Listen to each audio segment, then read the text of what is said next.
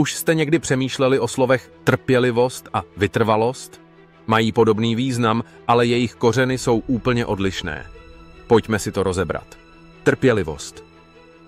Trpělivost pochází z latinského slova pati, které znamená trpět. Jde o schopnost snášet nepohodlí nebo zdržení bez stížností, zatímco si uchováváme naději na lepší časy. Vytrvalost, na druhou stranu, pochází z latinského slova perseverare, což znamená vytrvávat. Je to o tom jít dál navzdory překážkám.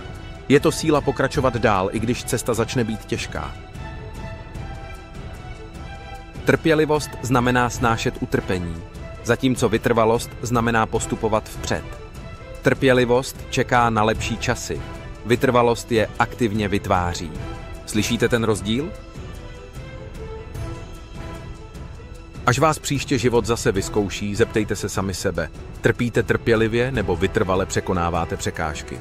Dost bylo trpělivého čekání na lepší časy, pojďme si je vytvořit. Instinct Player, dejte like, napište komentář a přihlaste se k odběru pro další zábavné a inspirativní příběhy.